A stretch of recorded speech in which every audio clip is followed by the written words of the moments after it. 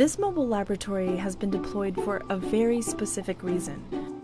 The Shady Fire is burning nearby, and this team is gathering data that you can only get at night.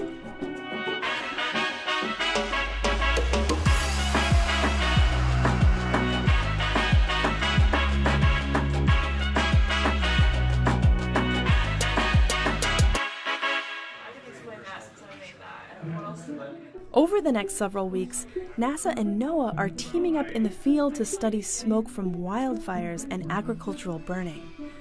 Here's what 24 hours looks like in the life of these fire chasers. The team's been keeping a close eye on the Shady Fire, burning just 4 hours northeast of the base of operations. After several days of watching the fire grow, the forecasting team decides to deploy the mobile laboratory and the NASA and NOAA planes.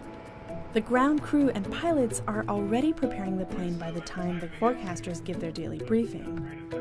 The more we learn about smoke, the better we'll understand health. My name is Amber Soya, and my role here is to determine what fires we should target. Smoke is related to respiratory illnesses, heart attacks, and even death. For some of our scientists, understanding pollution has defined the course of their life's work. I'm a physical chemist, but I'm also from what 60 Minutes called the most polluted city in America, Anniston, Alabama. When the opportunity came along to do this type of work, I really resonated with it. Dr. Bruce Anderson is the Langley Aerosol Research Group lead and a seasoned veteran when it comes to doing field work in remote places. By 3 p.m., the NASA DC-8 and the mobile laboratory are about ready to go. Bruce and his team begin with a 5-hour drive to reach the fire. We'll catch up with them later. While the ground crew, pilots, and safety techs prepare for what will likely be 6 hours of flying through smoke plume after smoke plume, the scientists ready their instruments to capture data from the notorious Shady Fire. 30 minutes into the flight and the team has already reached the fire. Here's where the work begins. These flights are rare opportunities for scientists, so not a moment is wasted. I think that studying fire and chemistry, it only comes together when you have a diverse team of scientists. As the sun starts to set, the plume is harder for the pilots to see, and around 10 p.m., the plane heads home after a successful flight. Smoke sinks lower to the ground at night, and sometimes accumulates in valleys, which is exactly where Bruce and his team are waiting for it.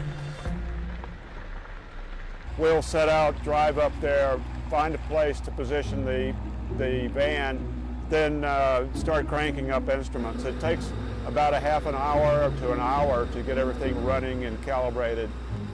It's a guaranteed bad night's sleep, but you can tolerate a lot for a day or two. This team of 5 scientists will be up almost every half hour checking measurements, replacing filters, and at one point repositioning the van to capture emissions more effectively. It's a long, cold night, but eventually it's dawn, and time to head back to town. By 7:30, the forecasters have already been awake for at least 2 hours selecting which fires the science team should target that day, including a scheduled return to the Shady Fire. In about 2 hours, the plane will be bustling with scientists preparing their instruments for the day's flight. And the whole cycle will start all over again.